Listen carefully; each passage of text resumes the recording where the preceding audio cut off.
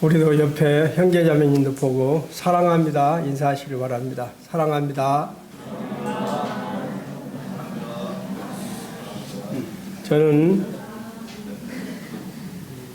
오늘 주제를 우리 가정은 하나님께서 기쁘게 여기는 가정인가 그런 주제로 말씀을 드리고자 합니다.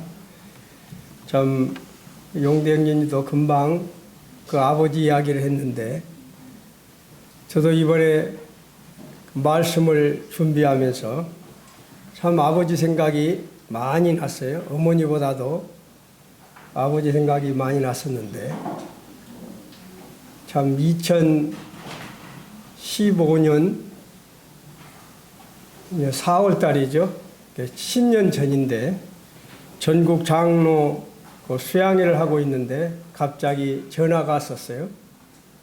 그 매형이 유도하다고 그래서 이제 형님과 제가 장로 모임 하루 좀 빨리 마쳤던가 해서 강주에 가는데 저희 형님이 저에게 이제는 너에게 이 말을 해도 되겠다면서 형님이 저에게 한 말이 참 아버지가 돌아가시기 전에 갑자기 부산에 와서 이제 유언을 하신 거예요. 어떤 말을 했냐면 아버지 말 그대로 옮기면 호주나 기억력 저놈이 잘하면 괜찮을 거다마는 그렇지 않으면 너를 상당히 힘들게 하고 너에게 큰 짐이 될 건데 단 형제 아니냐. 그러니까 내가 죽더라도 네가 좀 잘 돌보라고 이제 아버지가 그렇게 유언을 했대요. 죄를 부탁하고 간 거예요. 그러면서 형님이 차를 타고 가면서 정말 경련아 고맙다고 네가 참 이렇게 빗나가지 않고 이렇게 같은 믿음 안에서 또 이렇게 장로로서 이렇게 같이 섬길 수 있어서 너무 고맙다고 하면서 이제 그 아버지 이야기를 하면서 서로 울면서 이제 갔어요. 그런데 이번에 그 말씀을 준비하는데 어찌 그렇게 그 아버지가 생각이 나는지 그리고 제가 이제 고등학교 2학년 때 이거 먼저 말해야겠구만. 제가 국민학교 2학년 때 반장도 아닌 부반장이 됐다고 아버지가 큰 장닭을 잡아서 저 담임 선생을 초청해서 이렇게 식사를 대접하던 그 아버지의 모습이 떠올랐어요. 그리고 제가 공부만 좀 잘하면 그렇게 좋아라 가시고 그러던 아버지. 그런데 제가 고등학교 2학년 때 좀 아버지가 많이 꾸중을 했어요. 강주에서 학교 갔다 와서 이제 집에 갔는데 모처럼인데 막 꾸중을 해서 제가 저희 집이 좀 시골집이 좀 컸는데 사랑채에 가가지고 그 여물 그 소여물 하는 데 있죠. 사랑채. 거기에 사랑채 가면은 그 나무문으로 이렇게 만들어 놨지요. 그 나무문에 가다가 그냥 거기다가 그냥 하풀이를 한 거예요. 주먹질을 몇 번 해버렸는데 이 팔이 빠져버렸어요. 얼마나 세게 때렸던지 팔이 빠졌는데 우리 아버지가 그 진짜 효자였거든요. 할머니에게 너무 잘해서 참 이런 효자상을 몇 개를 받은 분인데 그런 아버지가 이런 아들의 손을 빠진 것을 데리고 갈 때 그 심정을 생각해 보세요. 그래서 참 말씀을 준비하는데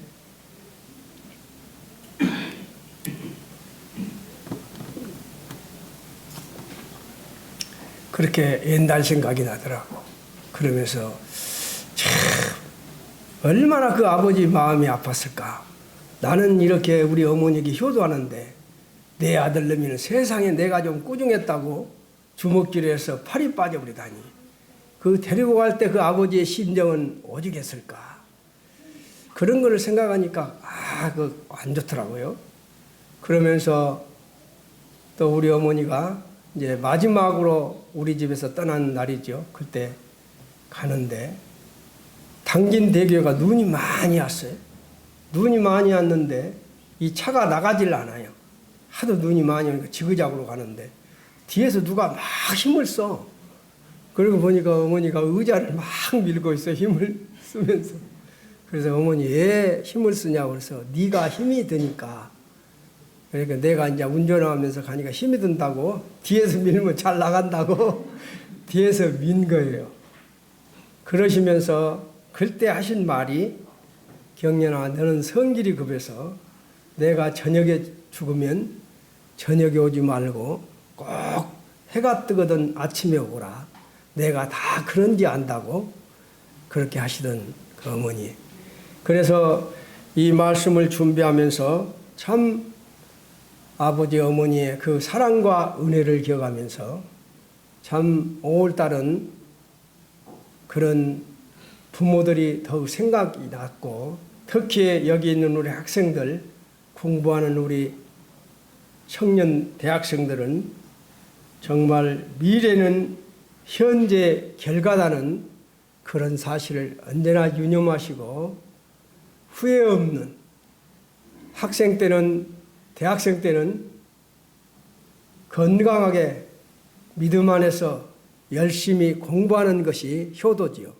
나중에 나이가 먹으면, 내가 20살 때 우리 아버지가 돌아가셨는데 두고두고 후회가 되거든요. 그래서 그런 후회를 만들지 마시기를 바라면서, 제가 노래를 잘 부르면 은혜라는 이 노래를 불러야 되는데, 그래서 제가 그냥 읽어드리겠습니다. 은혜. 내가 누려왔던 모든 것들이, 내가 지나왔던 모든 시간이, 내가 걸어왔던 모든 순간이 당연한 것이 아니라 은혜였어.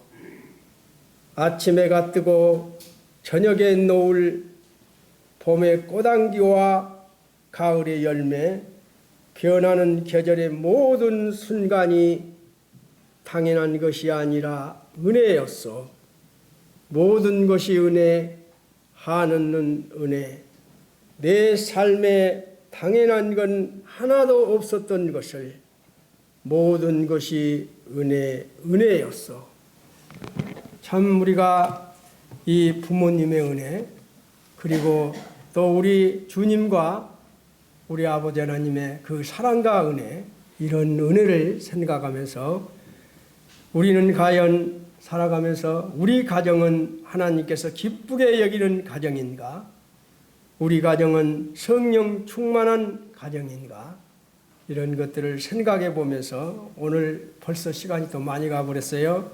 에베소서 5장부터 에베소서 6장은 안 읽어도 성도님들이 많이 읽어본 기절이기 때문에 제가 말씀을 들어가면서 말씀을 드리겠습니다.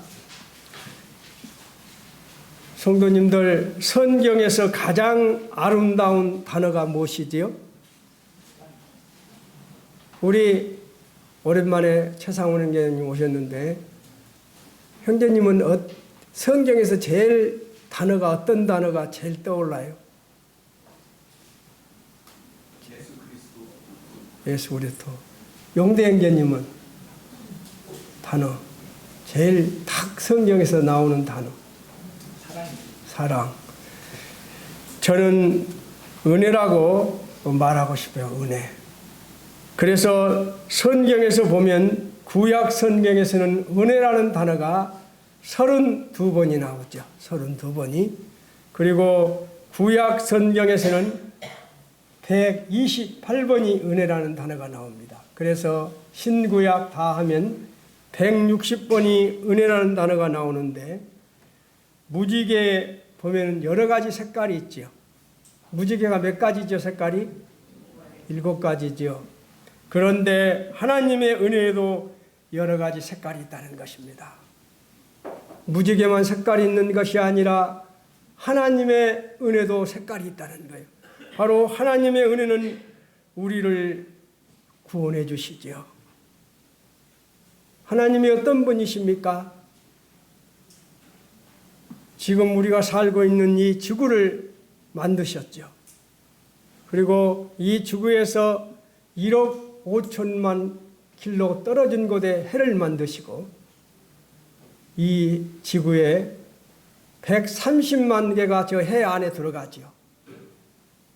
그런데 저 해 130만 개 들어간 그 해가 오리온 별자리 그 어깨 부분에 있는 베텔기우스라는 그 별에는 저 해가 8만 개가 또 들어간다는 거예요.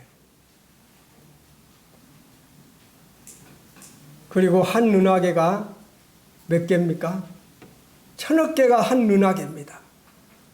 그런데 그 은하계가 1000억 개 이상이 있다는 거예요. 어마어마한 저러한 우주를 만드신 하나님이 무엇이 부족해서 그런 계획을 세우셔서 사랑하는 아들을 이 땅에 넣어도록 실천하시고 우리에게 그런 구원의 선물을 주시기 위해서 우리 아버지 하나님께서 행하신 그 사랑을 생각한다면, 그 은혜를 생각한다면 우리가 어떻게 살아야 할까? 답이 나오는 것이죠. 그리고 하나님의 은혜는 우리를 양육한다는 것입니다. 우리를 성장하게 하지요. 그리고 하나님의 은혜는 우리에게 소망을 주신다는 거예요. 하나님이 우리에게 절망하게 하신 적이 있습니까? 언제나 우리를 위로하시고 소망을 주시고 에베네셀의 하나님께서 지금까지 여기까지 인도하신 하나님, 지금부터 영원까지 우리의 출입을 지키겠다고 약속하신 하나님, 그 하나님은 언제나 우리에게 소망을 주신다는 거예요. 그리고 하나님의 은혜는 우리의 삶에서 겪는 시련을 잘 견디도록 하지요. 그뿐만 아니라 하나님의 은혜는 우리가 살아가는 동안 많은 문제를 견디도록 해줍니다. 하나님께서는 우리에게 원하는 것을 주시는 것이 아니지요. 필요한 것을 주시지요. 우리가 원하는 거 다 주시던가요? 우리가 기도하면 다 들어주시는가? 아니지요. 우리에게 꼭 필요한 것을 주시는 하나님이시죠. 그리고 하나님의 은혜는 구원을 주시고 근신함과 의로움과 경건하게 살게 한다는 것이죠. 하나님의 은혜는 우리들의 삶에서 겪는 시련을 잘 견디게 합니다. 우리들의 삶에서 겪는 시련을 잘 견디도록 해서 나라는 존재가 살아있다는 사실 자체가 하나님의 은혜요 사랑인 것이지요. 하나님의 은혜는 우리가 살아가는 동안 많은 문제를 견디도록 해준다는 거예요. 하나님께서는 우리의 죄를 용서하신 것은 우리가 변하여 새 사람이 되게 하려고 하나님께서 우리 죄를 용서하신 것이지요. 어떻게 살라고요?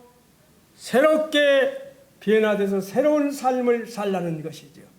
그래서 이러한 하나님의 은혜를 확실하게 깨달았던 사도 바울의 삶은 어떤 삶이었던가?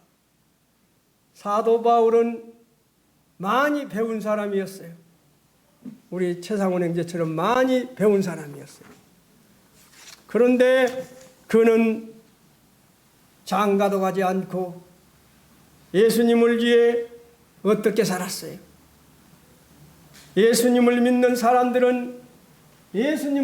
사람들을 잡으려고 다메섹으로 가다가 빛 가운데 오신 예수님을 만난 후 180도의 삶이 변화돼서 그는 자기 일을 위해서 살지를 않았습니다. 이러한 하나님의 은혜를 확실히 깨닫기 때문에 그는 장가를 가지 않았습니다.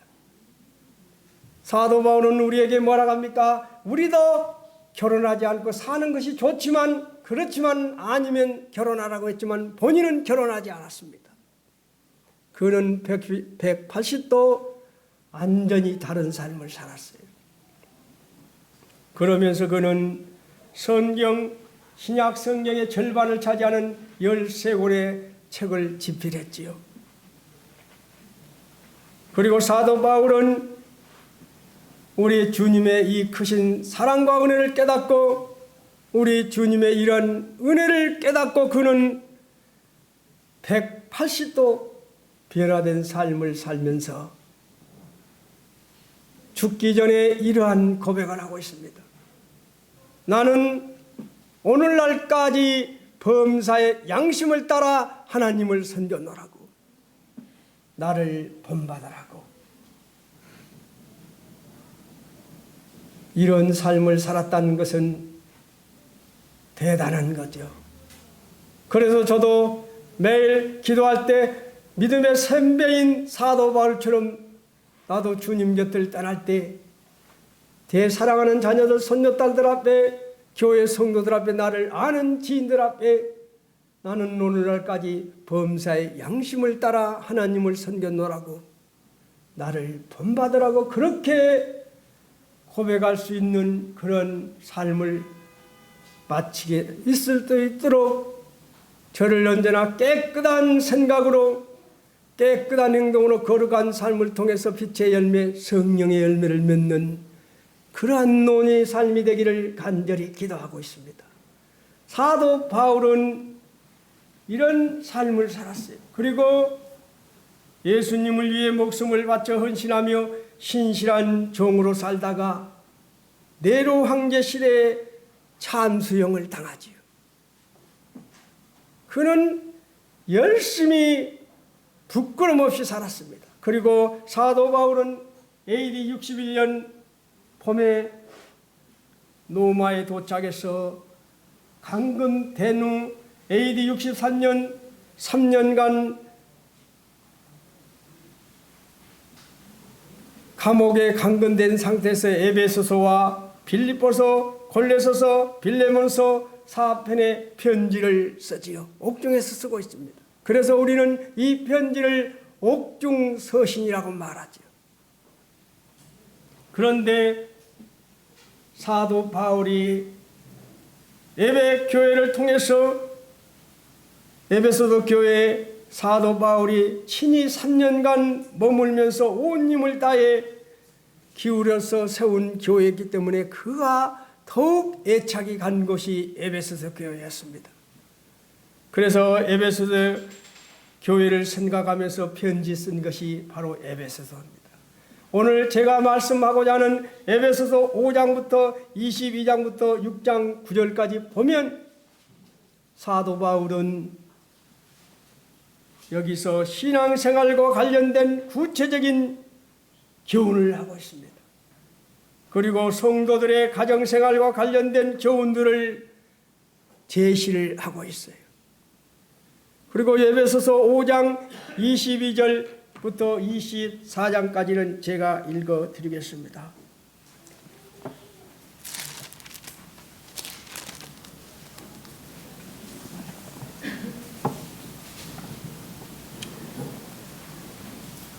같이 볼까요? 아내들이여 자기 남편에게 복종하기를 죽게 하더라. 이는 남편이 아내의 머리됨이 그리스도께서 교회의 머리됨과 같음이니 그가 바로 몸의 구주시니라. 그러므로 교회가 그리스도에게 하듯 아내들도 범사에 자기 남편에게 복종할지니라. 남편들아 내가 사랑하기를 그리스도께서 교회를 사랑하시고 그 교회를 위하여 자신을 주신 같이 하라.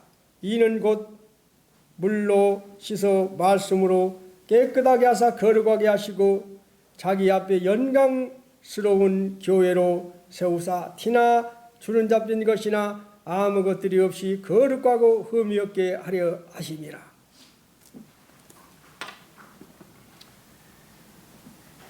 에베소서 5장부터 5장 22절부터 24절까지는 교회가 그리스도에게 대하듯 아내들도 범사에 그 남편에게 복종해야 한다고 사도 바울은 분명하게 지적하고 가르치고 있습니다.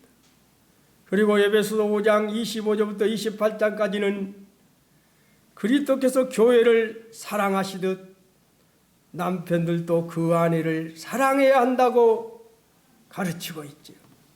그리고 에베소서 5장 29절부터 33절까지 보면 부부관계에 대한 결론적인 교훈으로 그리스도와 교회가 머리와 그 몸의 지체들로 하여금 한 몸을 이루듯 부부도 한 몸으로서 남편은 자기 지체를 돌보듯 아내를 사랑해야 한다고 말하고 있습니다. 또 아내는 머리된 남편을 경외해야 함을 교훈하고 있지요. 가정은 한 사회의 가장 기본적인 단위입니다. 가정은 한 사회의 미래를 결정짓는 중요한 요소가 바로 가정이죠. 집안이 화목하면 만 가지 일이 다 이루어진다는 것이 무엇입니까? 바로 가만사성이죠. 가만사성이란 이 뜻은 집안이 화목하면 만 가지 일이 다 이루어진다는 뜻입니다. 사도 바울은 옥중에서 편지를 쓰면서 아내는 남편에게 복종하라고 말하고 있어요. 그리고 남편은 아내를 제물같이 사랑하라고 하셨습니다. 장가도 안 가본 사람이 옥중에서 왜 이런 편지를 쓰고 있을까요? 사도 바울은 옥중에서 편지를 쓰면서 아내는 남편에게 복종하라고, 남편은 아내를 제물같이 사랑하라고 하신 이유가 무엇이겠습니까? 바로 이렇게 할 때 부부가 하나가 되며 질서가 있는 가정이 되기 때문이죠. 질서가 있는 가정을 하나님은 원하시는 것이죠. 그래서 사도 바울은 질서 있는 가정을 위해서 아내는 복종하라고, 남편은 제물과 같이 아내를 사랑하고 말하고 있습니다. 하나님께서 기쁘게 여기는 부부가 되기 위해서는 말씀 안에서 가정이란 자리를 잘 잡아야 하는 것이죠. 남편은 남편의 자리에서, 가장은 가장의 자리에서, 아내는 아내의 자리에서, 어머니는 어머니의 자리에서, 자녀는 자녀의 자리에서 각자 자리를 잘 잡고 지키면 건강한 가정이 되는 것이죠. 건강한 가정이 되면 나아가서는 교회가 자동적으로 건강해지는 것이죠. 저는 대우그룹이 망하기 전 1996년에 제가 모건상을 타서 대우그룹사에서 백두산 천지를, 중국을 그때 구경시켜줬을 때 제가 가게 됐었습니다. 그래서 백두산 천지를 갔는데요. 그때 10월 말인데 눈이 왔다고 백두산 천지를 안 간다는 거예요. 차가 못 간다고. 중국을 통해서 갔는데. 그래서 몇몇 사람이 여기까지 와서 그 폭포만 가면 되겠느냐고, 우리 걸어서 가겠다고 막 항의를 해서, 그러면 가라고 헬멧을 주더라고요. 여기 그냥 바람이 불면 돌이 날라와서 맞는다고 해서 걸어가서 보았더니, 눈을 받고 걸어갔는데 그 천지가 너무 깨끗했어요. 구름 한 점 없이 깨끗한 천지였습니다. 맞다고? 천지였는데 그 천지에서 어디에 그 천지물이 어디에 자리를 잡느냐에 따라서 흘러가는 물이 방향이 다르다는 거예요. 동쪽으로 자리를 잡고 있으면 동쪽으로 오면 두만강을 지나서 태평양으로 지나가 버립니다. 그 백두산 천지물이. 그리고 서쪽으로 자리를 잡고 서쪽으로 흐르면 압록강을 지나 대서양으로 지나가지요. 그리고 북쪽에 자리를 잡고 북쪽으로 흐르면 숭화강을 지나서 육지로 흘러가더라는 거예요. 방향을 어느 자리로 잡느냐에 따라서 완전히 운명이 달라지더라는 것입니다.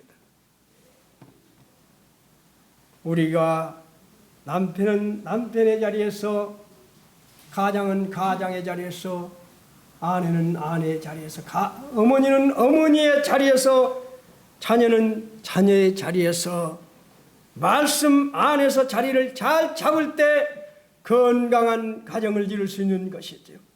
그리고 자동적으로 건강한 가정은 건강한 교회로 발전되게 되어 있습니다. 새는 공중을 날도록 창조했습니다. 새는 창공을 날 때 가장 자유스럽게 날지요. 그리고 물고기는 물속에서 살도록 창조를 했습니다. 그래서 물고기가 물속에서 헤엄을 칠 때 제일 자유롭게 살아갑니다. 그런데 물고기가 새와같이 되어서는 결코 살 수가 없죠. 물고기가 새와같이 살려고 나오면 그 순간 죽지요. 마찬가지로 남자가 창조의 목적을 떠나서 여자 역할을 할 때 진정한 자유를 누릴 수가 없는 것입니다. 남자는 창조의 목적은 하나님께 예배를 드리고 하나님께 영광을 돌리도록 창조하신 것이지요. 그래서 저는 참 죄송한 이야기지만 여기에서 예배 때 입을 벌리지 않는 형제들 매일 저희는 기도하고 있어요. 이름은 안 밝히겠습니다. 벙어리 제사장이 되지 않게 해달라고. 형제들이 다 입을 벌려서 예배드리는 그런 형제들이 되게 해달라고 말입니다. 바로 남자의 창조의 목적은 하나님께 예배를 드리고 하나님의 영광을 돌리도록 창조하신 것이라는 사실입니다. 여자가 창조의 목적을 떠나 남자 역할을 할 때는 진정한 자유를 누릴 수 없는 것이죠. 하나님께서는 우리가 어떻게 살아야 가장 행복하고 보람 있는 삶인지 아시기 때문에 성경의 말씀을 통해서 우리에게 제시하고 있는 것입니다. 하나님은 질서의 하나님이시죠. 그래서 남자를 여자의 머리로 지으셨습니다. 그러나 남자는 여자의 역할이었으면 남자 혼자서 온전해질 수가 없는 것이죠. 제가 지금 아내가 입원해서 며칠간 저 혼자 있어요. 지금 있어 보니까 꼭 있어야 되겠더란 말입니다. 그렇지요.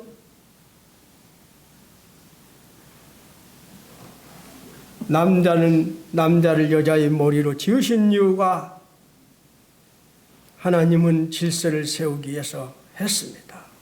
그러나 남자는 여자의 역할이었으면 남자 혼자서 온전해질 수가 없는 것입니다. 남자를 여자의 머리로 지으신 이유는 그러나 여자에게는 남에게 영향력을 끼칠 그런 힘을 주셨지요. 여자에게는 남에게 영향력을 끼칠 영향력을 주었습니다. 남자는 여자의 머리지만 그 머리 된 남자에게 영향력을 끼치는 사람은 아버지보다 누구지요? 어머니다라는 사실입니다. 실제적으로 자매님들의 삶이 가정의 질을 결정합니다. 성경의 여인들이 집을 세운다고 말씀하고 있어요. 모세의 어머니를 보세요. 사무엘의 어머니 한나를 보세요. 그리고 에슬레의 어머니, 녹펠레의 어머니, 어거스틴의 어머니, 링컨의 어머니, 수바에제 어머니, 많은 분들이 있는데 이들은 모두 다른 세대에 살았습니다. 다 시대가 다릅니다. 모두 다른 환경에서 다른 삶을 산 여자들입니다. 그런데 한 가지 공통된 점이 있다는 거예요. 뭘까요? 우리 경희자매님 뭘까요? 공통점은 한 가지가 뭐겠습니까? 바로 자녀들을 위해 기도했다는 것입니다. 다 산 시대가 달랐고 환경이 달랐고 다 달랐지만 공통점은 딱 한 가지, 그들은 자녀들을 위해 기도했다는 것입니다. 그들의 자녀들을 그들의 자녀들은 하나님을 정말 잘 믿었어요. 믿음 안에서 간증 있는 인물로 다 자랐지요.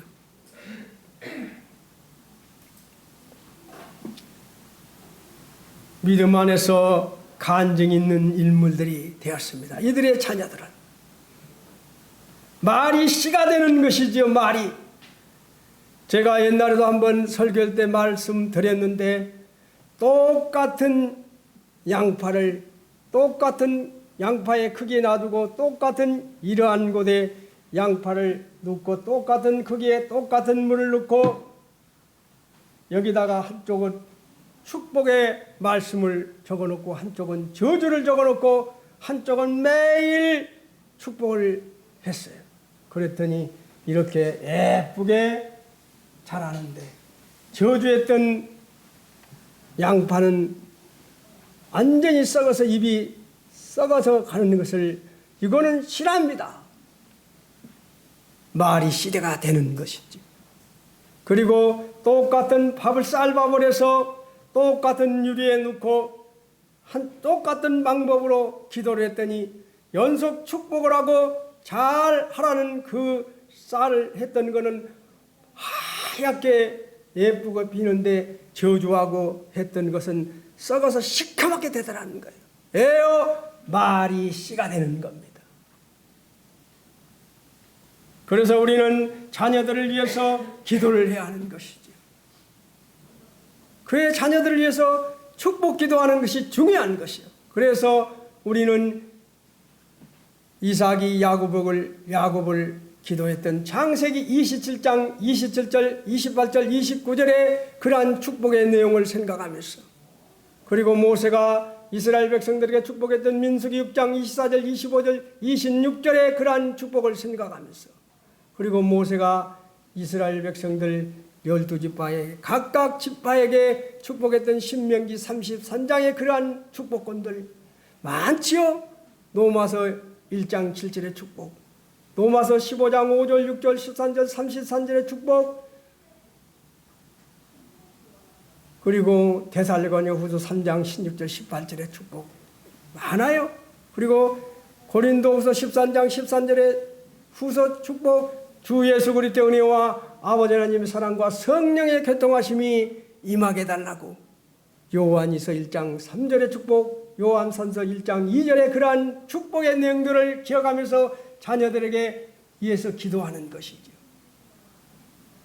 신명기 28장의 그러한 순종의 축복을 생각하면서 사랑하는 자녀들 손녀딸들에게 복에 복을 더하사 지경을 넓혀달라고,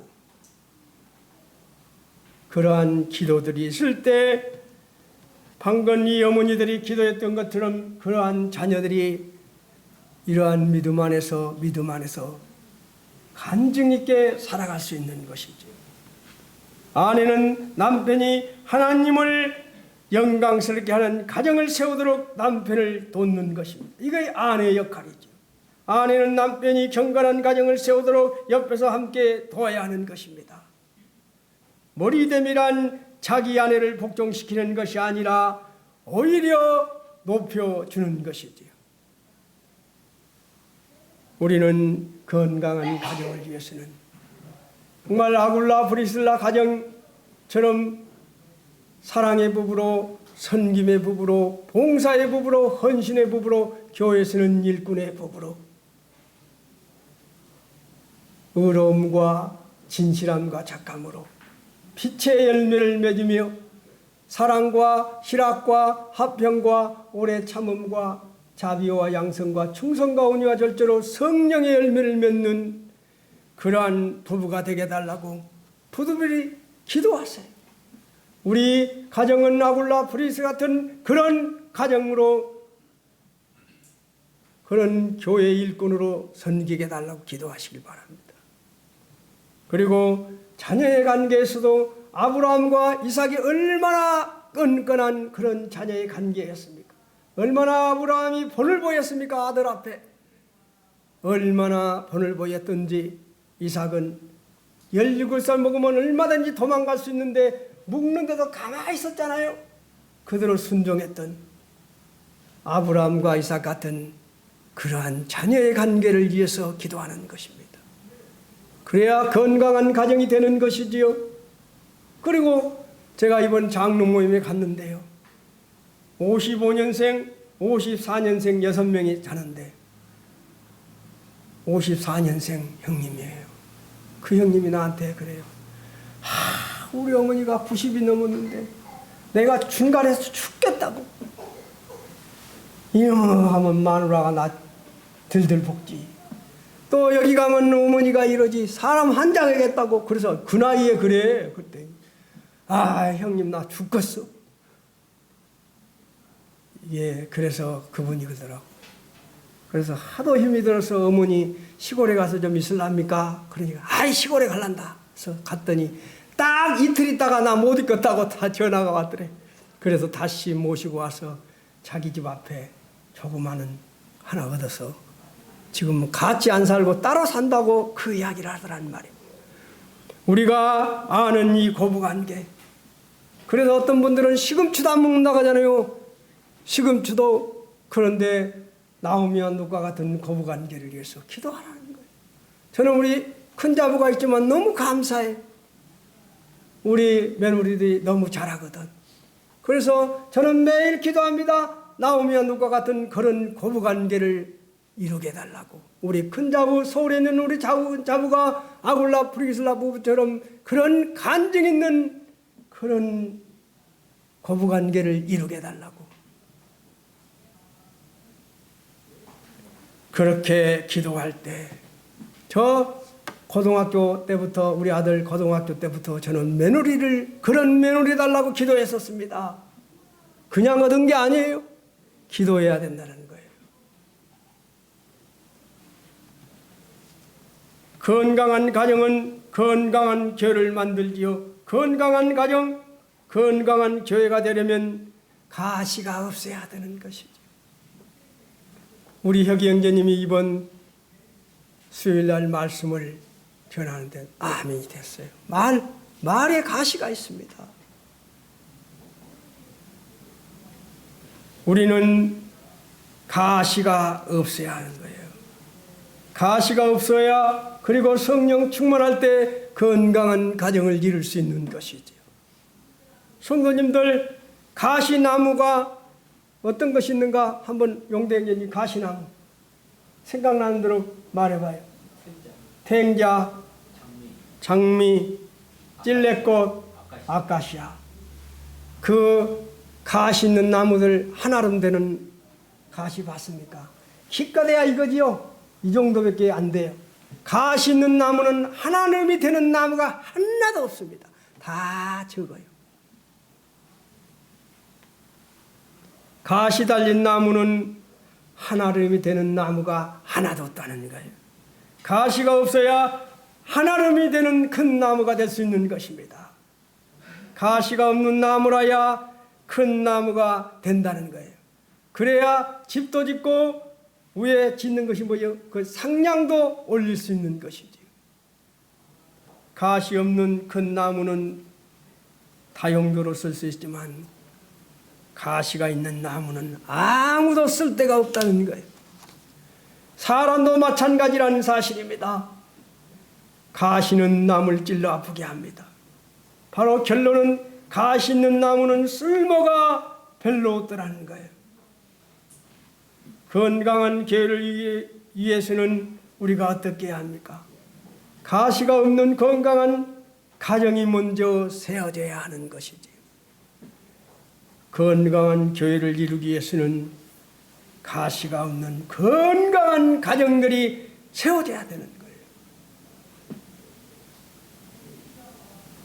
우리 교회가 지금 우리 한계령제 와서 부부 동반 19가정, 그리고 한쪽 나오는 가정 8가정이죠.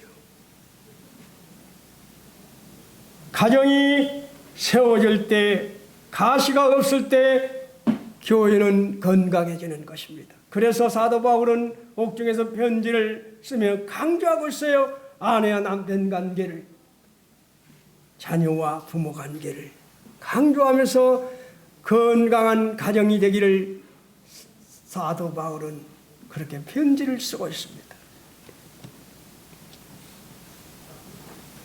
건강한 가정, 건강한 교회를 이루기 위해서는 가시나무가 없어야 하고 성령 충만한 삶이 동반돼야 하는 것이죠. 성령 충만은 성령의 계속적인 지배와 인도를 받는 것을 말합니다. 성령 충만은 수동적인 기다림이 아니라 능동적인 책임입니다. 이례적인 사건이 아니라 현재형으로 계속되는 상황을 말하는 것이죠. 결론적으로 성령 충만한 삶은 감정적으로 항월곤에 빠지는 것, 그런 것을 말하는 것이 아닙니다. 성령에 따라 행하면서 성령의 열매를 맺는 삶이지요. 방금 말했잖아요. 성령의 열매가 무엇입니까? 사랑과 희락과 화평과 오래 참음과 자비와 양성과 충성과 온유와 절제, 이러한 성령의 열매를 맺을 때 건강한 가정, 건강한 교회가 이루어진다는 거예요. 벌써 됐네. 그러면 이제 이 말씀만 마치겠습니다. 성령 충만을 받기 위해서는 성령 충만함을 위해서는 어떻게 해야 할까? 성령 충만이 그대로 됩니까? 성령 충만을 받기를 간절히 사모해야 하는 것이지요. 요한복음 7장 37절 38절에 누구든지 목마르거든 내게로 와서 마시라. 나를 믿는 자는 성경에 이른과 같이 입에서 생수의 강이 나오리라고 말하고 있어요. 바로 성령 충만 받기를 간절히 사모하라는 것입니다. 두 번째는 자신의 죄를 철저하게 자백해야 한다는 거예요. 성령 충만을 하려면 철저하게 자신의 죄를 자백해야 하는 것입니다.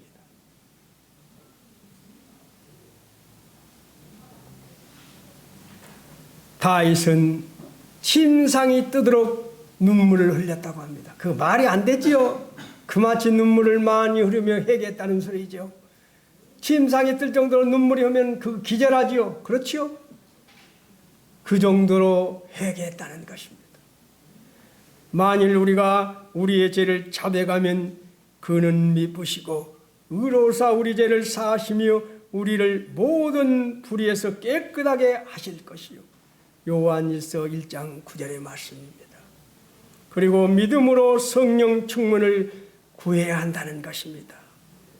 그를 향하여 우리가 가진 바 담대함을 이것이니 그의 뜻대로 무엇을 구하면 들으시니라. 우리가 무엇이든지 구하는 바를 들으시는 줄을 안즉 우리가 그의 구한 그것을 얻은 줄을 또한 아느니라. 요한일서 5장 14절 15절입니다. 그리고 우리로 하여금 믿음으로 말미암아 성령의 약속을 받게 하려 함이라고 말하고 있어요. 바로 믿음으로 성령 충만을 구해야 한다는 것입니다. 이제 결론을 내겠습니다. 성령 충만은 하나님의 명령이자 약속이므로 믿음으로 그의 약속을 붙들고 기도하면 되는 것입니다. 성령 충만한 삶이 건강한 가정을 만들고 건강한 교회를 만들고 나의 몸에 가시가 없어진다는 것입니다. 성령 충만하면 모든 것이 해결된다는 것이죠. 이것이 결론입니다. 성령 충만하면 건강한 가정, 건강한 교회가 된다는, 그리고 빛의 열매, 성령의 열매를 맺게 되는 것이죠. 신앙이란 단순한 것입니다. 신앙이 복잡한 것이 아니죠. 신앙은 단순한 거예요.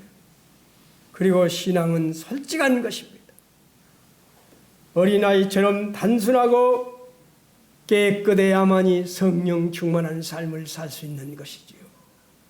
믿음에는 인내가 필요합니다. 하나님은 기다림 가운데서 우리에게 성숙을 주신다는 사실입니다. 우리 군산 권영록 교회 성도님들이 성령 충만한 가운데 빛의 열매, 성령의 열매를 맺으면서 건강한 가정, 건강한 교회, 또 우리가 건강한 가정이 되고 건강한 교회가 된다면 또 우리가 빛의 역할, 세상에서 빛의 역할, 소금의 역할을 감당하기 때문에 또 이 세상을 바꾸지 않겠습니까? 이상으로 말씀을 마치고 기도하겠습니다.